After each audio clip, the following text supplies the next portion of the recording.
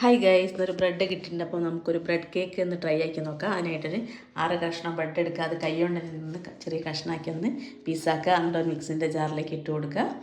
പിന്നെ അതിലേക്ക് ആവശ്യത്തിന് പാലൊഴിക്കുക. പിന്നെ ഒരു മുട്ട പൊട്ടിച്ചൊഴിക്കുക. പിന്നെ കുറച്ച് പഞ്ചസാര, ബ്രെഡിൽ മധുരം ഉണ്ടാവും. പിന്നെ ആവശ്യത്തിന് കുറച്ച് പഞ്ചസാരയും കൂടി ഇട്ട് പിന്നെ 2 ഏലക്കായ ഇട്ട് ഒന്ന് മിക്സാക്കി എടുക്കുക. അധികം മിക്സ് ആവേണ്ട, ഒന്ന് ചെറിയ ഇതിലൊന്ന് മിക്സാക്കി കൊടുക്കുക.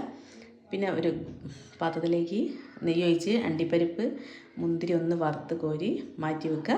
എന്നിട്ട് കേക്ക് ഉണ്ടാക്കുന്ന ട്രേയിലേക്ക് കുറച്ച് നെയ്യ് ഒഴിച്ച് ഒന്ന് തടവി ഫുള്ള് പാത്രത്തിലൊന്ന് തടവി കൊടുക്കുക. അതിലേക്ക് നമ്മൾ മിക്സ് ഒഴിച്ച് കൊടുക്കുക.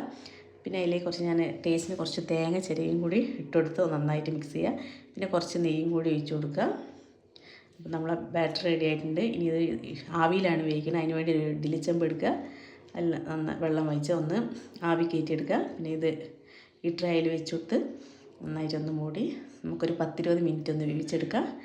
അതിന് ശേഷം ഒന്ന് ഹാഫ് വേ കുക്കാവുമ്പോൾ ഈ വറുത്ത് വെച്ച കാഷ്യൂനട്ടും മുന്തിരിയും കൂടി ഒന്നിട്ട് ഡെക്കറേറ്റ് ചെയ്ത് വെക്കുക.